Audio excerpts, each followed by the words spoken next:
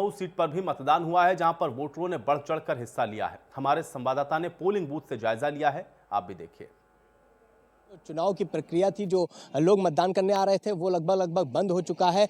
आप मेरे पीछे देख सकते हैं कि ये एक मॉडल बूथ है, जो कि यहाँ पर लोग अपना मताधिकार का प्रयोग कर रहे थे और शाम के 6 बजने के बाद जो समय था वो खत्म हो चुका है। अब कोई भी व्यक्ति अंदर नहीं जा सकता और जो लोग अंदर हैं वही अपने मताधिकार का प्रयोग करके बाहर आ रहे हैं। हालांकि ये जो परसेंटेज है, जो 5 बजे तक का परसेंटेज था 42.99, वो अब लगभग शाम के 6 बजे का समय हो गया है। अभी जो आंकड़े हैं वो आना अभी बाकी है, कि इसलिए पुख्ता तौर पे नहीं कहा जा सकता कि क्या आंकड़े हैं, लेकिन जो परसेंटेज देखने के लिए मिल रहा है वो कहीं ना कहीं कम है, क्योंकि अभी तक जो 5 बजे तक ही वोटिंग होती थी, अब उसका समय बढ़ा के 1 घंटा बढ़ा के शाम के 6 बजे कर दिया गया था। और साफ तौर पर अब जिन लोगों के भाग्य का फैसला इस ईवीएम में बंद हो गया है, ये 10 तारीख को कोई ईवीएम खुलेगी और ईवीएम का जब पिटारा खुलेगा तो ये देखना होगा कि यहाँ की जनता ने किसको अपना विधायक चुना है और किसके सर पर ताज सजाया है जीत का। उन्नाव से गौरव शर्मा, इंडिया न्यूज।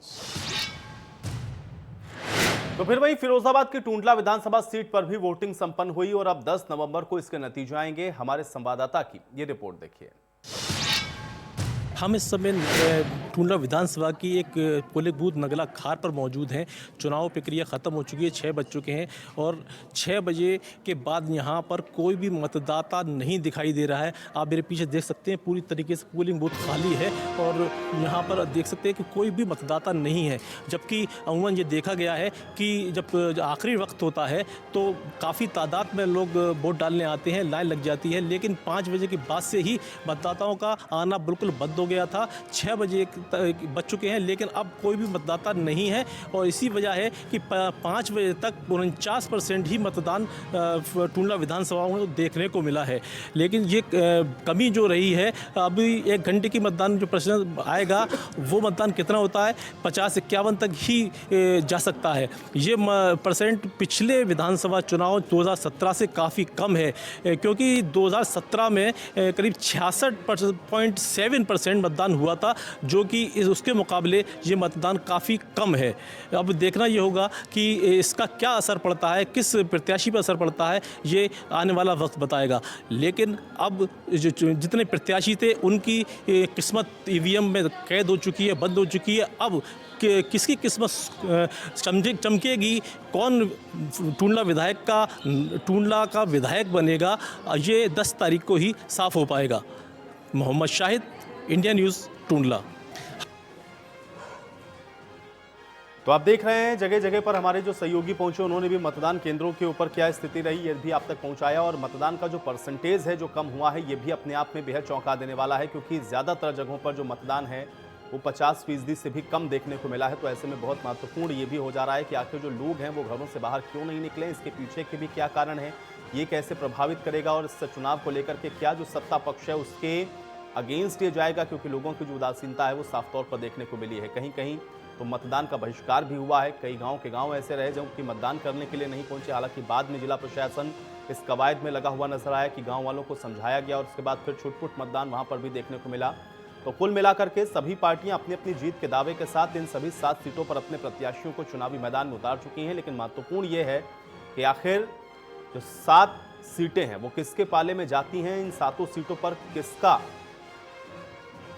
जो दमखम है वो देखने को मिलेगा और 7 के बिसात जीतेगा कौन, ये भी अपने आप में बेहद महत्वपूर्ण सवाल है। क्योंकि पार्टियां तो दावे सब कर रही हैं, सभी पार्टियां दावे कर रही हैं कि वो 7 के 7 सीटों को जीतेंगी, लेकिन कौन सी सीट कौन जीतता है और कहां पर जनता किस प्रत्याशी पर भरोसा जता रही है, ये अपने आप में बेहद महत्वपूर्ण है। और चुनौती सबसे बड़ी सत्ता पार्टी के सामने इसलिए है क्योंकि 2022 में विधानसभा चुनावों के लिए सभी पार्टियों को जाना है और सत्तारूढ़ दल को तो इसलिए भी लिटमस टेस्ट के तौर पर देखा जा रहा है क्योंकि जिन मुद्दों के आधार पर वो इस बार चुनावी मैदान में उतरी थी, दरअसल उसको एक सेमीफाइनल के तौर पर माना जा रहा है कि जनता क्या इन कामों से संतुष्ट हो पाई है, क्या उन मुद्दों को वो समझ पाई है, क्या जिन बातों को सत्ता पक्ष की तरफ से कहा गया है, भारतीय जनता पार्टी की तरफ से कहा गया है, क्या इन बातों को लेकर के जनता कन्विंस है। ये तमाम ऐसी चीज़ें हैं जो कि अपने आप में बेहद महत्वपूर्ण है और कहीं ना कहीं काम के ऊपर मुहर भी लगेगी, क्योंकि विपक्ष जिस बात को कह रहा है कि इस सरकार ने सभी वर्ग को परेशान किया है, अगर यहाँ पर बीजेपी सीटों को गंवाती है तो जाहिर बात है कि एक बड़ा प्रश्न चिन्ह खड़ा होगा। और क्या विपक्ष जो बात कह रहा है उसका तोड़ सत्ता पक्ष निकाल पाएगा, और अगर सत्ता पक्ष जीत जाता है तो फिर विपक्ष के पास क्या ऑप्शन रहेगा बताने के लिए, यह भी अपने आप में एक बेहद महत्वपूर्ण सवाल है।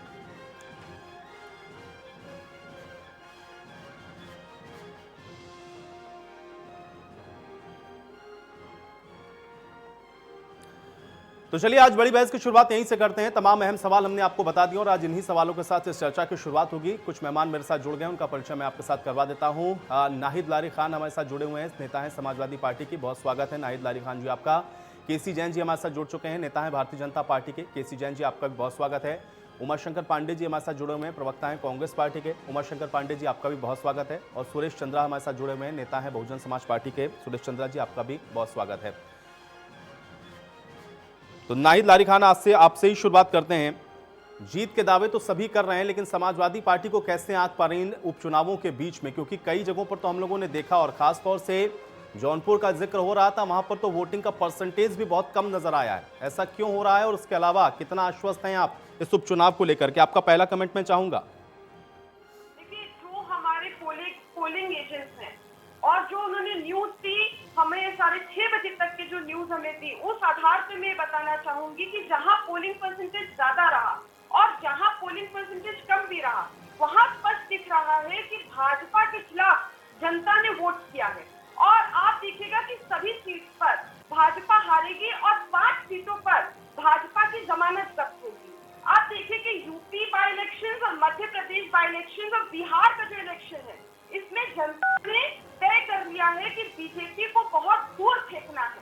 और इसकी शुरुआत बाई इलेक्शन से और बिहार के इलेक्शन से हो गई है। और न केवल प्रदेश से बल्कि पूरे देश से जनता ने मन बना लिया है कि भाजपा को बहुत दूर फेंकना है। और अभी 2022 की आप बात कर रहे थे, तो 2022 में तो बीजेपी को हारना ही है। बीजेपी 30 सीट ले आए तो वही बहुत बड़ी बात होगी 2022 में। आप देखिए कि आज भी अनेक क्षेत्रों में आया, सिंधला, अमरोहा, बुलंदशहर, आज कई देवरिया में कई क्षेत्रों में आया कि लोगों ने वोट नहीं किया, मतदान का बहिष्कार किया। हालांकि सपा के कार्यकर्ता मुसलसल उनको समझाते भी रहे, कई लोग समझ गए और बाहर भी निकले वोट करने। लेकिन विकास, शिक्षा, महिला सुरक्षा, बेरोजगारी, बिजली, पानी को लेकर लोगों ने मतदान का बहिष्कार किया।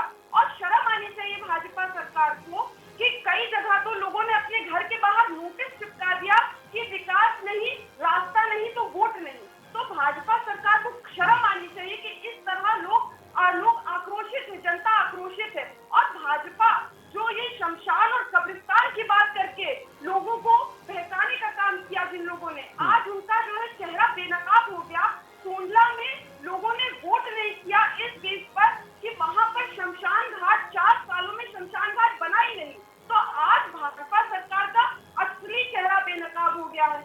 आप देखिए कि जिस तरह से झूठे और लुभावने वादे कर भाजपा सरकार सत्ता में 2017 में काबिज हुई। कुछ ही महीने बाद 2018 में जो है उपचुनाव हो गया। उपचुनाव पर आते आते जनता इतनी त्रस्त हो गई थी और इनके झूठे वादों से जनता एकदम ऊब चुकी थी।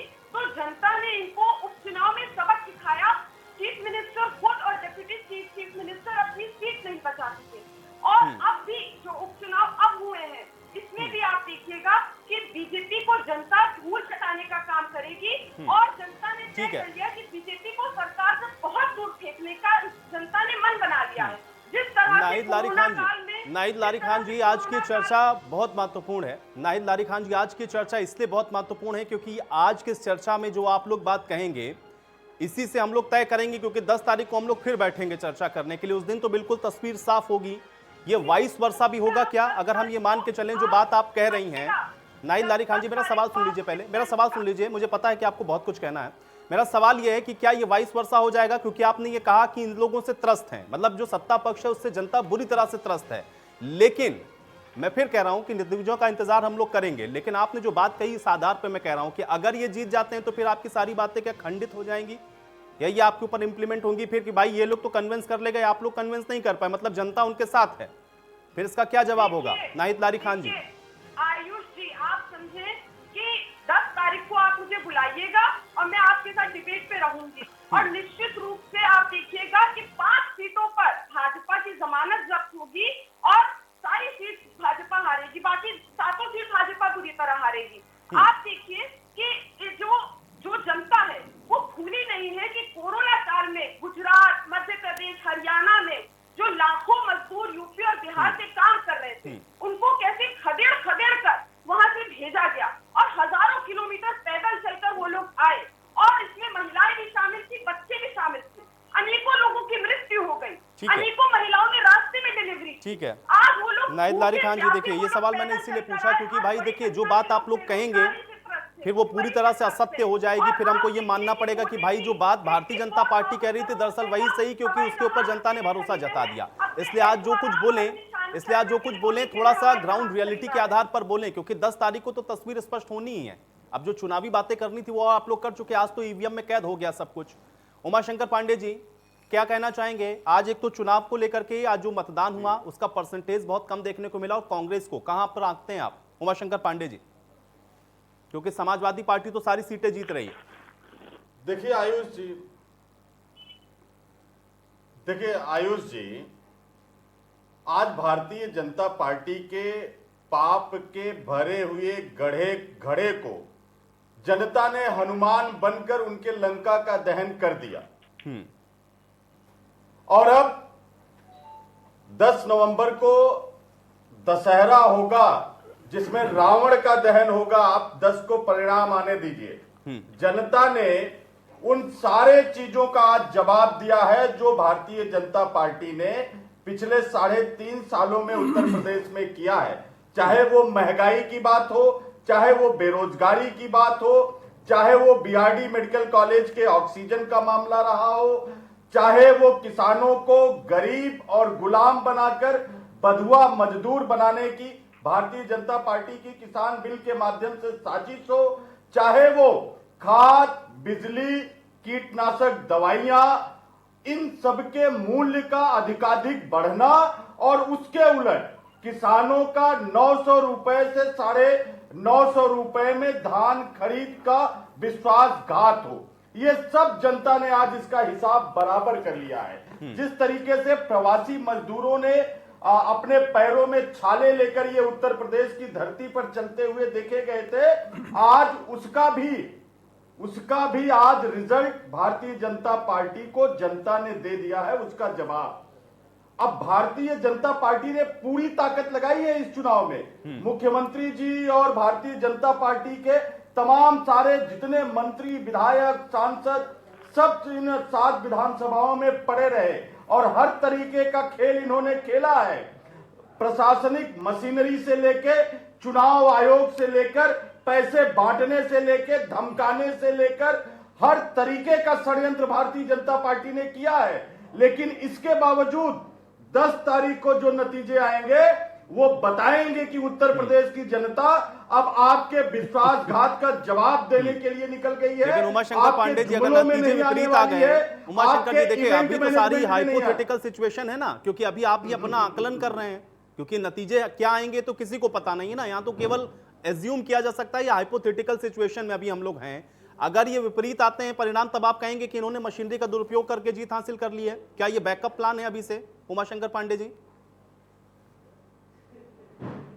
नहीं आयुष जी, देखिए हम लोग ग्राउंड जीरो से चुनाव से लौटे हैं, इसलिए जनता की इतनी मुखर आवाज बिल्कुल नहीं उमाशंकर पांडे जी, मैं उस बात से बिल्कुल इनकार नहीं कर रहा हूं। मुझे पता है आप लोग नेता हैं, आप लोग ग्राउंड पर जाते हैं, हम लोग भी जाते हैं ग्राउंड पर, इसलिए हम लोग भी बता रहे हैं। क्योंकि मैं बार बार ये बात कह रहा हूं कि आज जो कुछ भी आप लोग बोलिए बहुत सोच समझ के बोलिए, क्योंकि किसी को नहीं पता है कि क्या होगा। क्योंकि आप ग्राउंड पर जा रहे हैं तो केसी जैन जी भी जा रहे हैं, यहाँ पर नाहिद लारी खान जी भी गई हैं, सुरेंद्र चंद्र जी भी गए हुए हैं, सब लोग जा रहे हैं भाई। सबको पता, सबको लग रहा है उनके पक्ष में माहौल है, लेकिन जनता ने बटन किसका दबाया इसके लिए तो 10 का इंतजार करना है।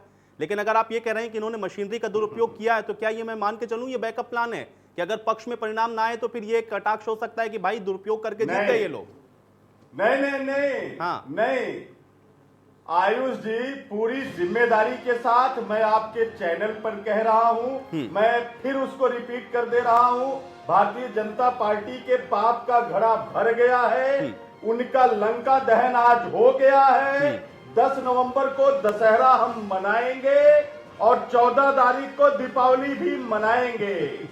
इनके जाने का और केसी जैन जी आज की मुहर दीपावली अगर जनता अच्छी ने हो गई तब क्या अनुमान कहेंगे? बनकर लगा दिया है। आप उमाशंकर जी देखिए, सवाल मेरा फिर वही रहेगा। अरे वो देखिए हम लोग तो अब एज्यूम क्या करेंगे बताएं? आज तो हम लोग एज्यूम करेंगे। बधाई आप लोग देंगे, राजनीतिक बधाई पार्टी के देंगे लोग उनको। हैं। आप लोग आप अपनी इसको अपनी बात देखिएगा। रखेंगे, अच्छी बात है, पार्टी का पक्ष आपको रखना चाहिए। आप लोग सब मजबूती से लड़ रहे थे, लेकिन मुझे बताइए, क्योंकि ये तो भाई जनता ने डिसाइड किया है ना। अब 10 तारीख को अगर मान लिया केसी जैन जी जीत गए, उनकी दिवाली अच्छी हुई, तो आपके मुद्दों का क्या होगा? फिर तो जनता ने मोहर लगा दी उनके ऊपर, तब क्या कहेंगे आप? बिल्कुल लगा दी जनता ने, और हम जनता से जुड़े हुए लोग हैं, और जनता ने ही हमको जनादेश दे दिया है। उसका जो प्रस्तुतिकरण होगा वो 10 तारीख को आयुष जी होगा, और हम आपको भी मिठाई खिलाएंगे। आप देखिएगा, दशहरा हम मनाएंगे 10 को, और 14 को दीपावली भी मनाएंगे। नहीं उमाशंकर जी, देखिए हम 10 तारीख को तो मिठाई मुलाकात खाएंगे। जरूर होगी, आप सभी केसी से होगी जैन को भी मुलाकात, क्योंकि उस दिन तो सारा खिलाएंगे, दिन, उस दिन तो पूरे दिन मुलाकात आप लोगों से बिल्कुल। होती रहेगी। सुरेंद्र चंद जी हमारे साथ मौजूद हैं, इनसे भी जरा बातचीत करेंगे। सुरेंद्र चंद जी, बहुजन समाज पार्टी को कैसे आंक रहे हैं? और खासतौर से बहन जी तो हालांकि नहीं गई चुनाव प्रचार करने के लिए, लेकिन आपके और चेहरे दिखाई दे रहे थे, लेकिन क्या आश्वस्त नजर आ रहे हैं जीत को लेकर के? बिल्कुल हम आश्वस्त हैं, और वो इसलिए भी है कि मैं भी गया हूँ चुनाव प्रचार में, और बुलंदशहर की तो मैं गारंटी भी दे सकता हूँ कि जीत कंफर्म है बहुजन समाज पार्टी की, क्योंकि वहाँ हमने माहौल देखा है, और जो हमने नारे लगाए हैं कि रोजी रोटी दे न सकी हो वो सरकार निकम्मी है, भाईचारा दे न सकी हो वो सरकार निकम्मी है, जब उसमें जो लोगों के बीच हमने नारे लगाए, उन लोगों ने हमको ताकीद किया, हम लोगों को उन लोगों ने भरोसा दिया है कि वोट आपकी है। और चूंकि फिर जब उन्होंने आश्वासन दिया तो हमने ये भी कहा है, अरे भाई आप लोग तो ये महिला हंस रहे हैं, सपा वाले वो इसलिए भी हंस रहे हैं कि ये आज लोग गठबंधन के उसमें भी झूठ फरेबी जालसाजी में शामिल हो गए हैं, लेकिन हमें कोई मतलब नहीं इनके उससे। हम तो सीधी सीधी बात जानते हैं कि देश उन्नति का सही इलाज केवल बीएसपी के पास, बीएसपी का ये पैगाम, अरे सुरेंद्र स्वच्छ प्रशासन उम्दा काम।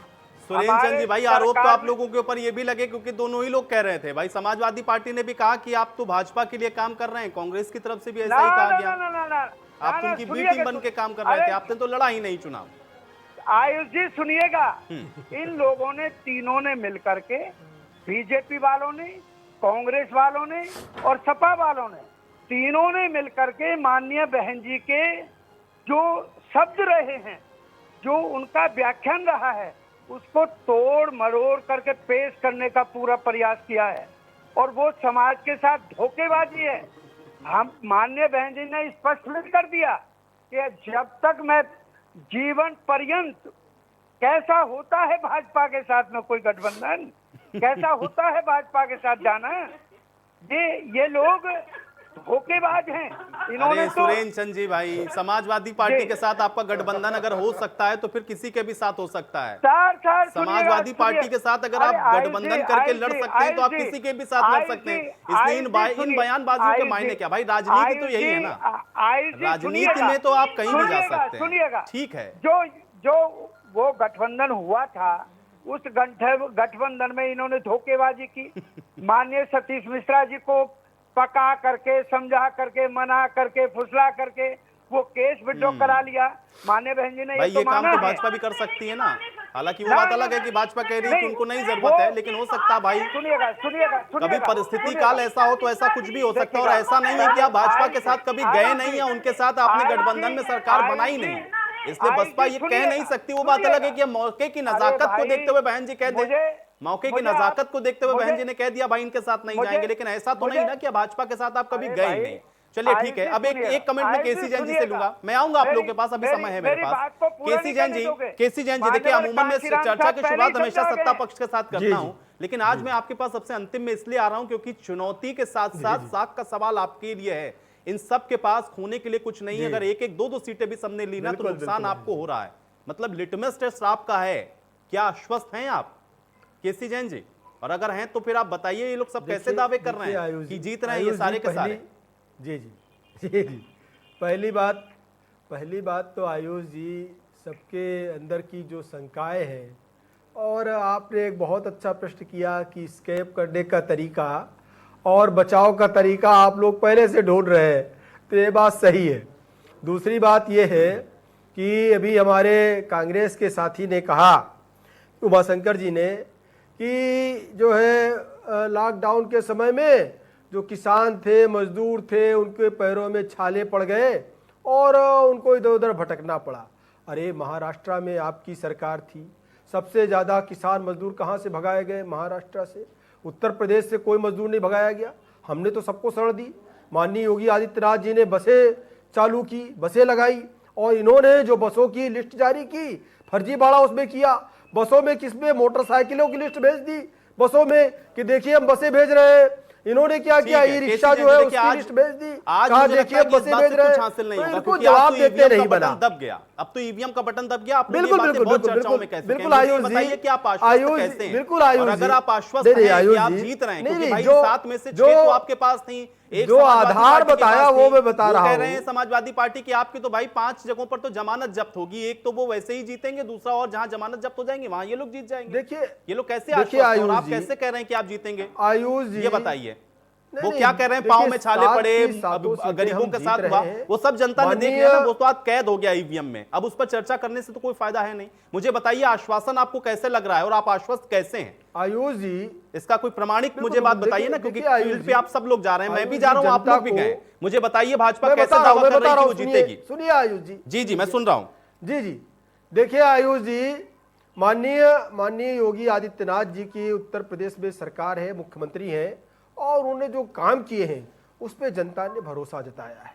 आप देखिए जिस प्रकार से अपराधियों का सफाया हो रहा है, जिस प्रकार से अपराधी त्राहिमाम कर रहे हैं, जिस प्रकार से अपराधी यहाँ पर जो है डेट पे भी नहीं आ रहे हैं, वहाँ पे जो है कॉन्फ्रेंसिंग के द्वारा वहाँ पे डेट ले रहे हैं दूसरे प्रदेशों में, और अपराधी स्वयं जेल में चले जा रहे हैं। तो चाहे अपराध को लेकर के हो, किसान खुशहाल है, किसानों के लिए तमाम सारी योजनाएं हैं, चाहे वो कर्ज माफी की हो, बीज में जो सब्सिडी हो, और तमाम जो उत्पाद है किसानों के उनके मूल्य बढ़ाने को लेकर के हो, किसान निधि जो 2000 रुपए सीधे किसानों के खातों में जा रही है। तो हर क्षेत्र में माननीय मुख्यमंत्री जी काम कर रहे हैं और जनता संतुष्ट है। लेकिन केसी भाई देखिए इसके आरोप लगाया कि ये प्रचार में इसके दो पहलू हैं, एक सिक्के के जैसे दो पहलू होते हैं वैसे ही हैं। आप कह रहे हैं कि आपने इतना काम किया, आप कह रहे हैं कि आपने इतना काम किया, उसका दूसरा पक्ष विपक्ष बैठा हुआ यहाँ पर दिखा रहा है कि भाई देखिए प्रदेश के अंदर क्राइम भी इतना हो रहा है, किसान भी सड़कों के ऊपर नजर आ रहा है, नौजवानों के पास रोजगार नहीं है, कोरोना काल से लेकर के तमाम चीजों का जिक्र हो रहा है। जनता कन्विंस आपसे कैसे होगी? सवाल मैं आपसे ये पूछ रहा हूं, क्योंकि ये विपक्ष के लोगों के बात की जो बात है, मैं बता रहा हूं, तो जनता के बीच से निकली हुई बात है ना। चाहे टूंडला की सीट हो, बांगरमऊ की हो, आपकी घाटमपुर की हो, देवरिया की हो, मल्लानी की हो, बुलंदशहर की हो, सारी की सारी सीटों पे भारतीय जनता पार्टी के प्रत्याशी जीत रहे हैं। और ये लोग तो प्रचार करने भी नहीं गए आयुष जी। इन्होंने जो स्टार प्रचारकों की लिस्ट जारी की, डर और भय से प्रचार करने नहीं गए कि कल को हारना निश्चित है, और जब हारेंगे तो ये कहेंगे कि हमारे अध्यक्ष जी प्रचार करने नहीं गए, हमारे उपाध्यक्ष जी प्रचार करने नहीं गए, हमारे जिलाध्यक्ष जी ने प्रचार तक नहीं किया। जीत गए, नहीं तो हम सीट जीत लेते। खान जी हंस रही हैं, नहीं तो हम सीट जीत लेते। वो इसलिए नहीं गए, वो ये कहेंगे कि भाई देखिए अगर हम जीत गए, हमारे तो अखिलेश भैया गए नहीं प्रचार करने के लिए, तो अब भी हम जीत गए। आप तो योगी आदित्यनाथ को उतार करके भी नहीं जीत पाए। भाई उसका एक पहलू ये भी तो हो सकता है, या यही बात उमाशंकर पांडे जी कह सकते हैं कि राहुल गांधी तो नहीं गए वहां पे प्रचार करने के लिए, ना प्रियंका गांधी गई, हमारा कार्यकर्ता ही काफी उसने जिता दिया। तब इसका क्या जवाब होगा? आयुष जी, अभी अभी अभी जो है समाजवादी पार्टी की बहन एक बात और कह रही थी कि टूंडला में जो है शमशान घाट तक नहीं बना। अरे आप तो कब्रिस्तान बनवाते रहे, कब्रिस्तान की बाउंड्री बनवाते रहे, आपने शमशान घाट का ध्यान क्यों नहीं दिया? इसके पहले आपकी सरकार थी। सुन लीजिए देखिए नाइक जी, मैं आपको सुन रहा था, धैर्य रखिए, अपनी बारी पे बोलिए, क्योंकि बहुत सम्मानित चैनल है, करोड़ों दर्शक देख रहे हैं, बात पहुंचे। दो लोग एक साथ बोलेंगे तो बात नहीं पहुंचेगी। ठीक है, कैसी जैन जी आपकी बात मैं सुनने को तैयार हूं। जी देखिए, जी देखिए, अभी नायदा जी आरोप लगा रही थी कि टूंडला में तो शमशान तक नहीं बना। अरे आप तो कब्रिस्तान की बाउंड्री बनवाते रहे, ठीक है, आपके देखिए, मुंह इसी से जल्दी स्पष्ट मैं हो फिर रोक गया, दूंगा आपको। देखिए, आपके बयान देखिए, से इससे स्पष्ट कुछ हो नहीं गया होगा, इससे कि कुछ नहीं होगा। कब्रिस्तान आपने की भी- बाउंड्री तो बनती आपने कह रही, दिया, लेकिन आपने कह शमशान दिया, घाट इस नहीं बात को बना। साक्षी महाराज भी लेकिन कह योगी चुके जी हैं की सरकार कि भाई है, शमशान सारे कब्रिस्तान काम आपको कर होंगे। चुके हैं, इससे कोई हासिल होने वाला नहीं है भाई। जनता को जो बटन दबाना था दबा दिया। मोटे तौर पर मैं फिर आपसे पूछ रहा हूं, आप मुझे कोई 2-3 बातें ऐसी बता दीजिए जिससे आप मुझे ये आश्वस्त कर सकें या बैठे हुए पैनलिस्ट इससे आश्वस्त हो जाएं कि हाँ भाई ये मोटे तौर पे 3-4 ऐसी चीजें थी जिसके आधार पर आप कन्विंस हैं कि हाँ जनता आपके पक्ष में वोट कर रही है। वरना तो विपक्ष तो मुद्दे उठा ही रहा है, उसके पास तो न जाने कितने मुद्दे बिल्कुल, हैं। बिल्कुल, उस देखिए- आधार पर तो देखिए आयुष विपक्ष को ही जी, जीतना है, यहाँ आयुष पर जी। आपको हारना है। आप बताइए नहीं, मोटे तौर पर 2-4 चीजें ऐसी जिससे आयुष आप जी कन्विंस कर देखिए, पाए। चाहे घाटमपुर की सीट हो, बांगरमऊ की सीट हो, देवरिया की हो, मल्लानी की हो, सारी की सारी सीटें भारतीय जनता पार्टी जीत रही है। और हमारा मुद्दा पहले भी विकास था, आज भी हमारा मुद्दा विकास है। डेवलपमेंट पे, काम के आधार पर और आपराधिकरण की सफाई के आधार पर हम जनता के बीच में गए हैं, और इन्हीं आधारों पे हम जनता के बीच पहले भी गए। समाजवादी पार्टी को जनता ने अस्वीकार कर दिया, 50 के अंदर सिमट के रह गए। कांग्रेस को जनता ने अस्वीकार कर दिया, भारतीय जनता पार्टी को जनता ने मौका दिया है। और इन 7 सीटों से हमारा कुछ बनने बिगड़ने वाला नहीं है, लेकिन हमें पूरा विश्वास है माननीय योगी आदित्यनाथ जी के काम पर। जनता ने वोट किया है और सारी की सारी 7 सीटें हम जीत रहे हैं। केसी हमारी जैन जी सरकार बनने को कोई बिगड़ने फर्क वाला नहीं अभी पड़ने आपको वाला नजर नहीं आ रहा है, लेकिन ये बात आपने जो बिल्कुल बात सही कही, है। ये लेकिन लिटमस टेस्ट है। ये जनता आपने जो का कहा ये लिटमस टेस्ट जनता है, का हम मन इसको दिखाएगा, स्वीकार करते ये हैं। जनता का मन दिखाएगा। इसलिए आपके लिए लिटमस टेस्ट इसलिए है क्योंकि इन 7 में से 6 पर आप ऑलरेडी काबिज थे। बिल्कुल, बिल्कुल आयुष जी। लूज करते हैं मतलब आयुष नाखुश है जी, इस जनता चैलेंज आपसे। को हम स्वीकार इसलिए बहुत करते हैं। जरूरी है इसका असेसमेंट करना। अगर हार होती है और जीत होती है तो फिर बहुत बढ़िया बात है, फिर तो विपक्ष बैठा एसेस करेगा उसको। नाहिद लारी खान जी, भाई यहां पे देखिए 4 पार्टी के प्रवक्ता बैठे हुए, सीटें हैं केवल 7। 28 कैंडिडेट तो जीत के नहीं जाने वाले, क्योंकि जीत तो सारे रहे हैं 7 के 7। आप कैसे आश्वस्त हैं नाहिद लारी खान जी? और अगर आप आश्वस्त हैं तो फिर भाई उमाशंकर पांडे जी भी तो आश्वस्त हैं। 7-0 पे बसपा भी तो रिजल्ट आश्वस्त 7-0 पे है। उनके आएगा। ऊपर कैसे भरोसा करे जनता, या आप पे ही क्यों करे? नाहिद लारी खान जी, आप भी मुझे ये बताइए कि अखिलेश यादव पर क्यों भरोसा करेगी जनता? देखिए आयुष जी, अभी 10 तारीख तक मैं ये बताना चाहूंगी कि 10 तारीख तक सपा के लोग अभी बहुत सतर्क रहेंगे, क्योंकि बड़े झोले वाला फकीर मतों को गायब करने और अपने झोले में भरने में लगेगा। लेकिन सपा कार्यकर्ता बहुत सतर्क रहेंगे ताकि चोरी ना हो सके। एक बात।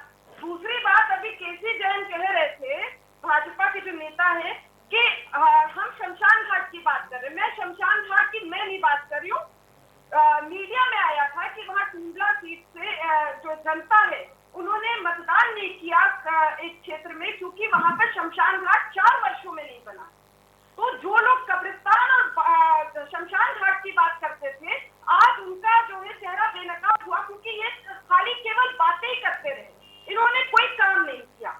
आज ये विकास की बात कर रहे हैं। ये दरअसल भाजपा के मुद्दे को लेकर जनता के बीच जाती, ये विकास की बात कर रहे हैं। लेकिन अधिकतर चैनलों में, आपके भी चैनल में दिखाया गया, सभी चैनल्स में आया और हमें सूचना भी मिली कि अधिकतर जगहों पे लोगों ने मतदान नहीं किया, चाहे वो टूंडला हो, चाहे वो अमरोहा हो। अमरोहा में तो इनके मंत्री थे चेतन चौहान, वहां पे उन्होंने कोई काम ही नहीं किया। ऐसे अनेकों जगह पे लोग मतदान का बहिष्कार लोगों ने किया और ये बताया लोगों ने कि चूंकि यहाँ विकास नहीं हुआ है, यहाँ सड़कें नहीं बनी है, यहाँ बिजली नहीं है, पानी नहीं है, शिक्षा नहीं है, महिला सुरक्षा नहीं है, इसलिए हम लोग मतदान का बहिष्कार कर रहे हैं। आप देखिए, अरे जब मतदान ही नहीं हुआ तो आपको वोट कहां से मिल जाएगा?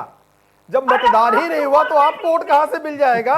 अभी अब आप क्यों बोल रहे हैं बीच में? मैं चुप थी ना जब आप बोल रहे थे। अब अपनी बारी का इंतजार करें। आप देखिए कि भाजपा सरकार ने, नहीं, मैं बोल नहीं रहा, मैं सिर्फ एक सवाल जोड़ रहा हूँ आपसे।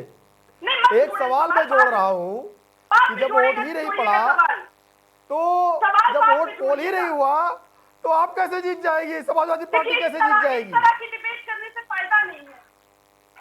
आप देखिए कि भाजपा सरकार ने विकास के नाम पर 0 कार्य किया है और केवल सपा के द्वारा जो काम किए गए थे उस पर पुनः फीता काटने का काम किया और केवल बकबक की और पैसा बटोरने का काम किया। तो जनता और भ्रष्टाचार की चरम पर रहा इसी सरकार ने। चाहे आप देख लीजिए कि कोरोना महामारी को आप ले लीजिए, 500 साल में पहली बार ऐसी महामारी देश में आई, बल्कि पूरी दुनिया में आई।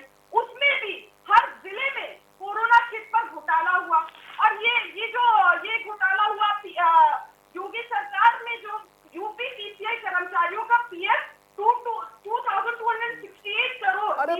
करने क्यों नहीं उतरे? आपके अध्यक्ष जी प्रचार करने क्यों नहीं उतरे, क्यों डर गए, इसके बारे में बताइए। 30 करोड़ का चंदा लिया, 2 नंबर में कितना दिया मिला होगा आप देखिए। थोड़ा योगी सरकार अब अनलॉक हो गया है, अब लॉकडाउन नहीं है। ये बड़े बड़े नाहिद लारी खान जी, देखिए ये इसी चीज के लिए मैंने उनको भी रोका, केसी जी को भी, केसी जैन जी को भी मैंने इसीलिए टोका। देखिए हर चर्चा में आप लोगों को मैं पूरा समय इसीलिए देता हूं क्योंकि मुद्दे हैं, आप लोग रखिए, उस पर डिबेट होनी चाहिए। लेकिन आज हम लोग केवल इस पर थोड़ा चर्चा होकर सेंट्रिक होकर करें कि कन्विंस वोटर आपसे क्यों हो जाएगा, आपसे क्यों हो जाएगा, कांग्रेस से क्यों नहीं होगा, बसपा से क्यों नहीं होगा। भाई विपक्षियों के पास मुद्दे तो एक ही समान है ना, गरीबी, बेरोजगारी, भ्रष्टाचार, भुखमरी, कोरोना, मुद्दे तो सबके समान हैं। लेकिन फिर अखिलेश यादव के पास ही क्यों जाए, राहुल गांधी के भरोसे क्यों ना रहे, या बहन जी के भरोसे क्यों ना जाए। मुझे इस चीज का जवाब चाहिए क्योंकि विपक्षी पार्टियां हैं ना आप लोग। नाहिद लारी खान जी, आपसे मेरा सवाल है, मैं आ रहा हूं सुरेंद्र जी, मैं आपके पास आऊंगा, एक सेकंड, नाहिद लारी खान जी की बात कंप्लीट हो। नाहिद लारी खान जी, ये जो बीजेपी के प्रवक्ता है, नेता है बल्कि प्रवक्ता नहीं है, ये इनको ज्यादा जानकारी नहीं होगी, फिर भी मैं बताऊं, ये बेचारे बड़े परेशान है कि हमारे शीर्ष नेतृत्व माननीय अखिलेश यादव जी क्यों नहीं गए चुनाव प्रचार में। अरे वो कभी उपचुनाव में निकलते नहीं, जाते नहीं है। हमारे सभी नेता, सभी वरिष्ठ नेता हर जिले में अब चुनाव में भी नहीं जाएंगे, देश और प्रदेश अब मुख्य चुनाव में भी नहीं जाएंगे, उसमें भी डरेंगे जाते हुए। पहुंचने का काम किया, मुख्य चुनाव में भी नहीं जाएंगे, उससे भी डरेंगे। इसलिए ये डर और भय है, पिछले उपचुनाव में भी पूर्वाग्रह से ग्रसित है, कि हार निश्चित है, क्या करे जाकर के। तो भी सारी सीट में बीजेपी हारी, खुद मुख्यमंत्री और डिप्टी सीएम अपनी सीट हारे। तो ये बैठकर यहाँ पे लंबी लंबी बातें चंडोल खाने की उड़ा रहे हैं। ये बताएं कि इनकी सरकार ने क्या विकास किया है, किन मुद्दों को लेकर ये जनता के बीच गए। अरे जब कोई विकास ही नहीं किया है, इनके पास कोई मुद्दा ही नहीं। अरे ये भी बता दीजिए कि डिम्पल जी हार गई लोकसभा डिम्पल जी हार गई, वो भी तो बता दीजिए। उन्होंने ऐसी सड़क बनवा दी, राष्ट्रीय अध्यक्ष की पत्नी हार गई, ये भी तो बता दीजिए। तब तो प्रचार करने गए थे। अच्छा यादव हार गए, तब तो प्रचार करने गए थे। अरे किस किस को बताऊं मैं, परिवार के 4 लोग हारे, वो भी बताइए नाहिद जी। चलिए उमाशंकर पांडे जी, चलिए गोरखपुर याद है, परिवार के 4 सांसद हार गए, वो भी तो बता दीजिए। चलिए उस पर बाद में आएंगे, हमें जानकारी नहीं, आप बता पांडे जी दीजिए। कमेंट में तो उमाशंकर जी यही सवाल मेरा आपसे, हमें भाई देखिए जानकारी नहीं, आप अखिलेश बता यादव के दीजिए। ऊपर भरोसा जनता कर रही, अखिलेश यादव के ऊपर भरोसा हमें जनता अगर जानकारी करेगी तो आपके नहीं, ऊपर कैसे नहीं, करेगी नहीं, भाई, नहीं, मुद्दे आपके भी समान ही है ना, परिवार के 4 विपक्षी लोग पार्टी होने के नाते। ठीक है, सांसदी ठीक है। सीट हारे थे। ठीक है, नाहिद लारी खान जी दो तो और हमने केसी नाम जैन जी, बता दिए। नाहिद लारी खान जी, केसी जैन जी, ठीक है, ठीक है, थोड़ा सा शांत हो जाएं, थोड़ा शांत हो जाएं। 10 तारीख तक का इंतजार करेंगे अभी हम लोग, 10 तारीख को फिर मिलेंगे हम लोग, 10 तारीख को फिर मिलेंगे। उस दिन बिल्कुल फैक्ट्स के साथ बात होंगी ना, उस दिन तो एकदम तस्वीर साफ होगी। आज थोड़ा हाइपोथेटिकल सिचुएशन है, तो विपक्ष के बारे में भी जरा मैं समझ लेता हूं। उमाशंकर पांडे जी, अगर जनता भरोसा कर रही है अखिलेश यादव के ऊपर, आप कह रहे हैं कि इन लोगों से तो नाराज हैं लोग, तो अगर आप पे भरोसा करना है तो फिर अखिलेश पे नहीं करेगी। अगर ये कह रही हैं कि इन पे कर रही तो आप पे कैसे करेगी, सीट तो साथ ही है। उमाशंकर पांडे जी। बिल्कुल आयुष जी, आपका प्रश्न बिल्कुल उचित है और जनता निश्चित रूप से सभी पार्टियों के क्रियाकलापों को पिछले 3.5 सालों से देख रही है। और उसके बाद आप देखिए इन 3.5 सालों में हुआ क्या। इन 3.5 सालों में जनता भारतीय जनता पार्टी के वादों से लगातार ठगी गई। इनके सारे वादे झूठे और जुमले निकले। आप देखिए, ये महंगाई की बात करते थे, कहते थे बहुत हुई महंगाई की मार। आज आलू और सेब के दाम लगभग बराबर हो गए हैं। आलू, सेब और प्याज तीनों एक ही रेट पर बैठे हुए हैं। डीजल और पेट्रोल की महंगाई की बात कर लीजिए। बिजली उत्तर प्रदेश में सबसे महंगी है आयुष जी, पूरे देश में उत्तर प्रदेश की बिजली सबसे महंगी है। तो इन्होंने जो वादे किए थे, भय भूख भ्रष्टाचार की बात करते थे, प्रवासी मजदूर भूख से मर गए रास्ते में। वो जनता ने देखा है कि कैसे भारतीय जनता पार्टी ने झूठ बोलकर, सपने दिखाकर, हेडलाइन मैनेजमेंट करके जनता को गुमराह किया है। तो अब जनता जो है उसका जवाब दे रही थी। 19 में भी चुनाव दिया, चुनाव में 2019 के उपचुनाव हुए 11 सीटों में, उसमें सबसे ज्यादा नुकसान भारतीय जनता पार्टी को हुआ था। एक सीट गंवा बैठे थे और इनका वोट परसेंट आधा हो गया था। अब ये 2020 का चुनाव है, 10 तारीख को परिणाम आएगा। आप देखिएगा कि भारतीय जनता पार्टी को सर्वाधिक घाटा होने जा रहा है, क्योंकि जनता ने इनके खिलाफ वोट किया है। जनता ने इनके सारे वादों को परखा है, सब झूठे और जुमले निकले। ये कहां रह गए?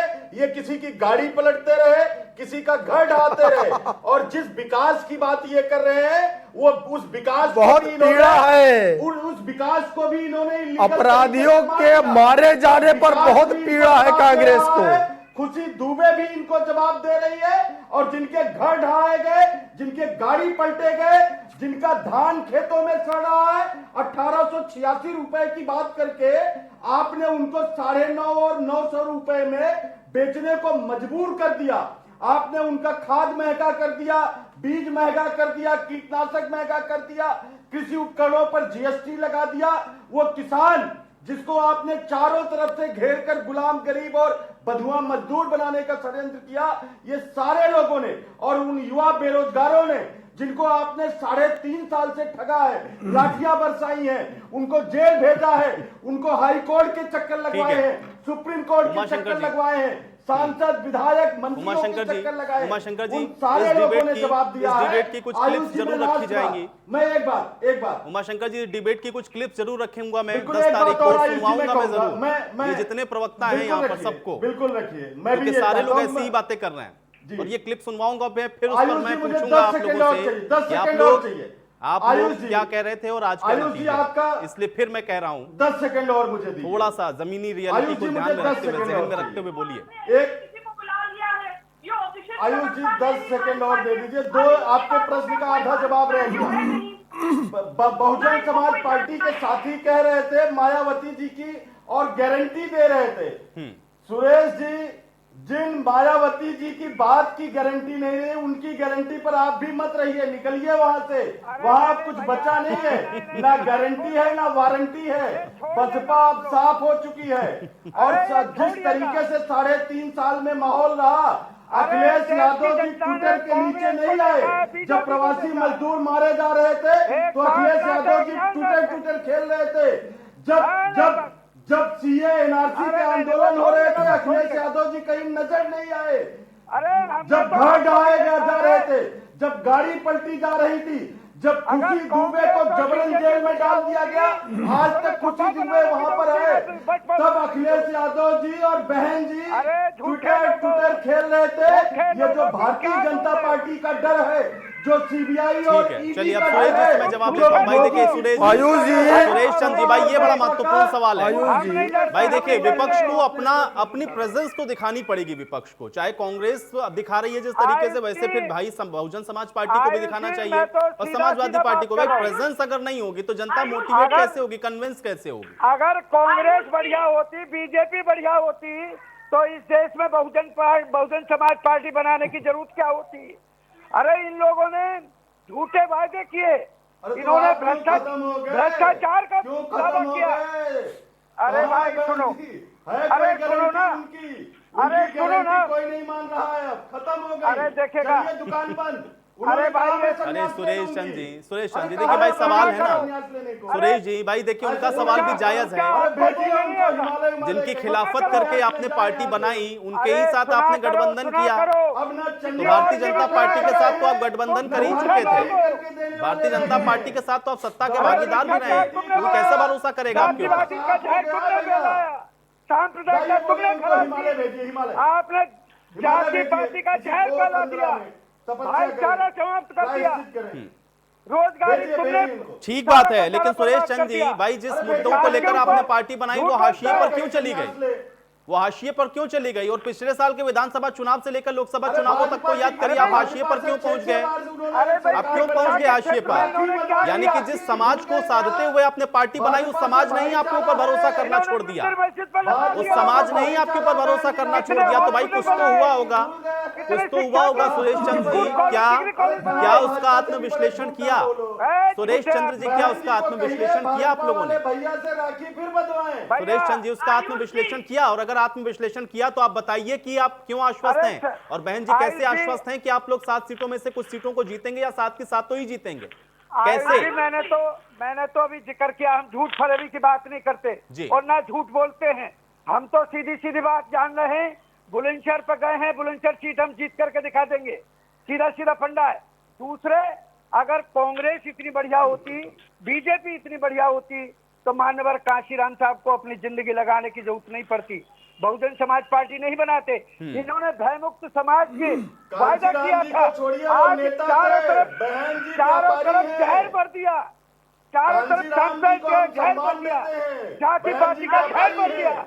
अरे तुम लोग झूठे लोग हो, लेकिन काट की एक बार ही चलती है। आ रहा हूं सुरेश चंद्र जी की बात जरा कंप्लीट हो जाए।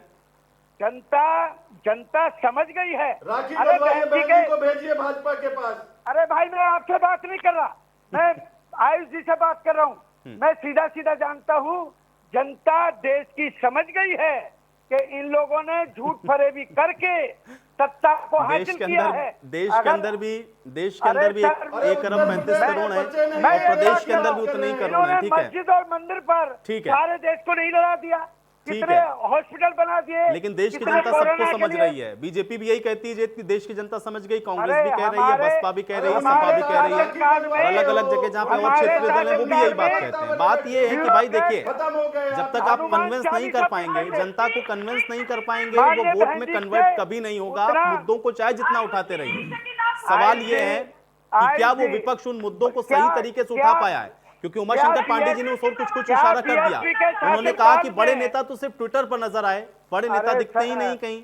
सर, मैं सीधी सीधी बात कर रहा हूँ। जब हमारी सरकार चल रही थी, माननीय बहन जी के दौरे का पता चल जाता था, वहाँ का IAS IPS हनुमान चालीसा पढ़ता था और सुरेश कहता था, चंद्र जी, जय देखिए, जय जय हनुमान गोसाई। सुरेश चंद्र जी, ठीक है, आपने सत्ता चलाई, लेकिन इसका भी आकलन करिए ना कि आप बाहर क्यों हो गए। कोई डरता नहीं। वो समाज जिसने आपको बिठाया, वो समाज जिसने आपको सत्ता तक पहुंचाया, उसने आपका साथ क्यों छोड़ दिया? क्या इसका आकलन हुआ? और छोड़ा तो छोड़ा, ऐसा छोड़ा आप लोगों का साथ कि आप लोग तो हाशिए पर चले गए। आयुष जी, आडवाणी साहब ने कहा था कि बहुजन समाज पार्टी एक राजनीतिक पार्टी ही नहीं है, ये तो कोई एक बहुत बड़ा मिशन मूवमेंट है। और ये लखनऊ पे कहा था, 24 अगस्त 2003 में कहा था। कब कहा तो था? जब ठीक है, इनके चलिए, नेता कब बने- कहा था? नाहिद उसके बाद- चलिए अब मैं आता हूं। उसके बाद नाहिद क्या खान जी, किया आपने? भाई ट्वीट का जिक्र हो गया कि ट्विटर पर ही लिखते हैं बड़े बड़े उन्होंने नेता, सही कहा था। और समाजवादी पार्टी जो कि उन्होंने आप सही विपक्षी कहा दल था। हैं, आप तो विपक्षी दल हैं उत्तर प्रदेश के अंदर, तो आप लोग उस तरीके आवाज से नहीं दिखाई नजर दे रहा आएंगे है तो भाई वो। उसका फायदा तो कोई भी उठाएगा, हो सकता सत्ता पक्ष कोई मिल जाए। नहीं, हमने तो अभी हम जिक्र कर रहे हैं ना। ठीक है, ठीक है, अब नाहिद जी को सुन लें। सुरेश चंद्र जी हो गया, मैंने आपको समय दे दिया, अब नाहिद जी की बारी। नाहिद जी, देखिए, अभी कांग्रेस के प्रवक्ता इतनी बातें यहाँ कर रहे थे समाजवादी पार्टी। देखिए आयुष जी, बसपा तो एहसान फरामोश पार्टी है। एक सेकंड केसी जी, एक सेकंड केसी जैन जी, एक सेकंड। अरे ठीक है केसी जैन जी, सुरेश चंद्र जी शांत हो जाए भाई। नाहिद लारी खान जी की भी बात सुनिए ना। अरे बहुजन अरे समाज ठीक की है, तो तुम्हारी ठीक है, ठीक है। अभी जो है भारतीय ठीक है, जनता केसी पार्टी जैन जी, की तरफ से केसी जैन जी, केसी इनका जैन जी, देखिए, से पहले केसी जैन जी, इनका देखिए भाई, राज्यसभा का ऐसे नहीं। प्रत्याशी जीता है। केसी जैन जी, नहीं नहीं, और अभी ये बैठ के भारतीय जनता केसी जैन पार्टी जी, मैं आपको की समझ खामियां दूंगा तो गिना आप रहा है। बोलिएगा, अपनी बात रखिएगा। देखिए ऐसे प्रोवोक मत करिए किसी को बीच में। नाहिद लारी खान जी की बात तो सुनिए। कांग्रेस को उत्तर प्रदेश से खत्म करने वाली सपा थी, और भाजपा को भी उत्तर प्रदेश से खत्म करने वाली सपा ही होगी। 30 साल हो गए, जब से 30 साल प्लस हो गए कि कांग्रेस को दोबारा उत्तर प्रदेश में सत्ता में आने का मौका नहीं मिला। आप देखिए, जिस तरह से कह रहे हैं कि जिस वक्त प्रवासी मजदूर अब किसने खत्म किया सपा को? बातें कर रहे हैं, अब सपा को किसने खत्म किया? कि कांग्रेस के प्रवक्ता अरे कहकर- नाहिदा अरे जी, जिस वक्त प्रवासी बहन जी मजदूर झूठ तो मत बोलिए। अब किसने खत्म किया ये भी बता दीजिए ना। उत्तर प्रदेश में सभी पार्टियां, सभी राजनीतिक पार्टियों के नेता अपने- सपा को किसने खत्म किया अब ये भी तो बता दीजिए। सपा के नेता कार्यकर्ता सड़कों पर उतरे और सोशल डिस्टेंसिंग का पालन करते हुए, मास्क लगाते हुए, अपनी जान की परवाह न करते हुए जन सेवा में लगे। अनेकों सपा कार्यकर्ताओं से कितना झूठ बोलेंगी आप बैठ लेकिन करके। फिर भी वो पीछे नहीं हटे। एक तरफ कह रही कि कुछ हुआ नहीं, दूसरी तरफ कह रही, दूसरी तरफ कह रहे हमने काम किया। अखिलेश यादव जी ट्विटर पे बहुत अच्छा काम कर रहे थे, हम तारीफ कर रहे हैं। विरोध करती है माननीय अखिलेश यादव जी का। नहीं, अखिलेश जी बहुत अच्छा काम कर रहे थे ट्विटर पर, मैं तारीफ कर रहा हूँ बहन। दोनों एक है, ये इसलिए नहीं, आप किस आधार पे जीतेगी? मैं ये पूछ रहा हूँ। अरे केसी जैन जी, उनका आधार मत पूछिए, आप अपना आधार मैं ये बताइएगा। पूछ रहा हूँ। आप अपना आधार केसी जैन जी बताइएगा। भाई नाहिद लारी खान जी तो बता चुके हैं बहुत सारे आधार, वो देखिए लगातार अनवरत बता रही हैं। किस आधार पे जीत रहे हैं आप? केसी जैन जी आप बताइएगा अपना आधार। एक आपने सेकंड की बात कांग्रेस से कंप्लीट हो जाए। गठबंधन किया विधानसभा में, तब भी आप हारे। ठीक है, लोकसभा में बसपा से केसी जैन जी, गठबंधन किया, फिर भी हारे। केसी जैन जी, दोनों केसी साथ जैन जी, में आ गए, केसी तब जैन तो जी। हार गए। केसी ये जैन जी, उपचुनाव आप कैसे? केसी जैन जी देखिए, मैं फिर आप लोगों को, दोनों लोगों को कहूंगा, देखिए आज राजनीतिक आरोप प्रत्यारोप से कुछ नहीं होगा। आज किसी जनता का कोई परसेप्शन नहीं बदलने वाला है, क्योंकि वो वोट डाल चुका है। मतदान आज हो गया है, मतदान हो गया भाई 7 सीटों के लिए। आज तो कम से कम वो परसेप्शन आप लोग जो बनाएंगे यहाँ पर, उससे कोई फर्क जनता को नहीं पड़ने वाला है। आज हो गया। आज मुझे ये बताइए भाई, जो मुद्दों की बात हो रही है, नाहिद लारी खान जी की बात कंप्लीट हो जाए। केसी जी मैं आपके पास भी आऊंगा। नाहिद लारी खान जी,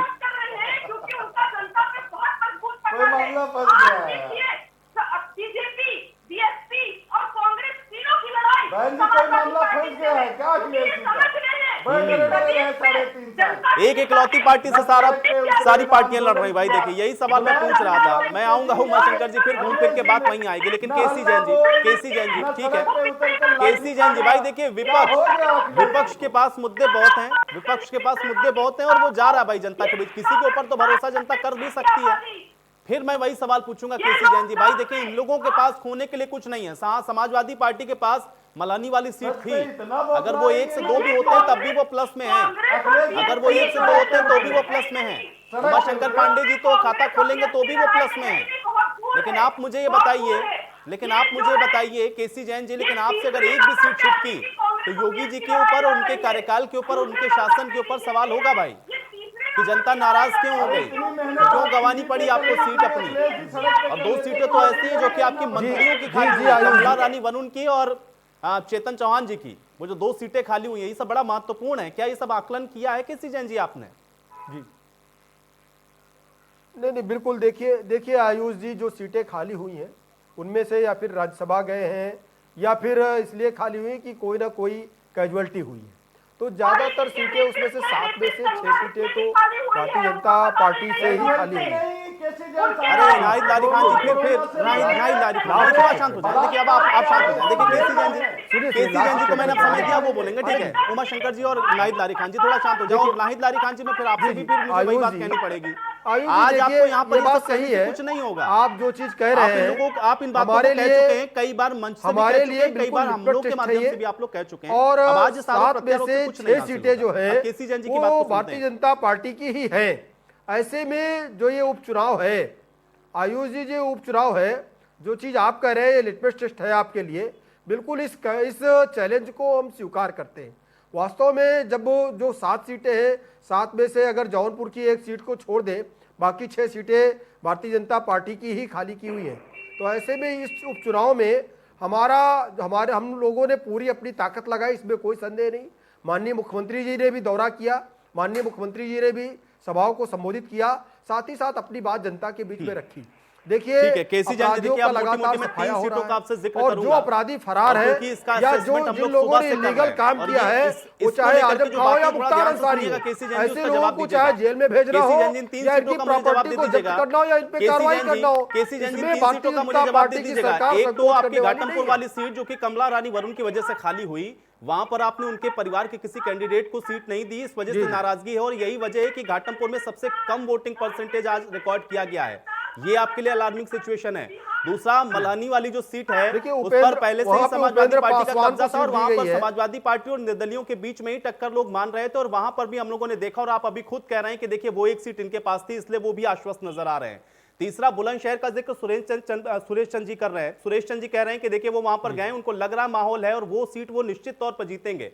तो 3 आकलन तो यहीं पर हैं हमारे सामने। आप कैसे जीत रहे हैं साथ? इसका क्या तोड़ है आपके पास, क्या जवाब है? कैसे कन्विंस किया वहां पे प्रत्याशियों ने? केसी जैन जी नहीं, आयुष जी देखिए, ये सोचना कि किसी की सीट थी, और बिल्कुल देखिए वहां पे जो समाजवादी पार्टी की सीट थी जौनपुर में, लेकिन जो भारतीय जनता पार्टी की सरकार ने जो काम किया है, तो जहां पर भी अन्य दलों के प्रत्याशी जीते भी हैं, वहाँ पे कोई विकास नहीं हो रहा है, कोई काम नहीं कर रहे, कोई वहाँ पे निष्क्रिय बैठे हुए उनके विधायक लोग। ऐसे में जनता ये सोच रही है कि काश हमारी सीट पे भी भारतीय जनता पार्टी का प्रत्याशी जीता होता तो यहाँ की भी तस्वीर अलग होती, जैसे पूरे प्रदेश की तस्वीर अलग है। ऐसे में लोग पहले से आस लगाए बैठे हुए कि हमें मौका मिले तो यहाँ पे बदलाव करें। तो जौनपुर की भी सीट हम जीत रहे हैं और बाकी जो 6 सीटें हैं वो तो हम उपचुनाव में जीत ही रहे हैं। वो देखिए उपेंद्र पासवान को, केसी जैन जी, मुझे फिर वही बात कहनी पड़ेगी भाई, देखिए आप 4 लोग हैं अलग अलग पार्टी से, इस तरीके से तो 28 सीटें होनी चाहिए, लेकिन है केवल 7 सीटें, तो जीतेंगे साथ ही। बिल्कुल बिल्कुल, देखिए दावा करने को कोई भी कुछ भी कर सकता है। मेरे पास समय नहीं, मुझे चर्चा यही समाप्त करनी होगी। ठीक है, हमारे कांग्रेस के जो साथी है उमाशंकर जी हिस्सा बने। हालांकि वोटिंग आज समाप्त हो चुकी है और अब जो प्रत्याशी की किस्मत है वो ईवीएम में कैद हो गई, और अब देखना यह है कि किसके दावों में दम कितना है, क्योंकि यहां पर सभी पार्टियां अपनी अपनी जीत के दावे कर रही हैं, लेकिन जनता को ही यह तय करना हो। जनता आज तय कर चुकी है, अब नतीजा केवल 10 तारीख को आना है। आज बड़ी बहस में मेरे साथ फिलहाल इतना ही।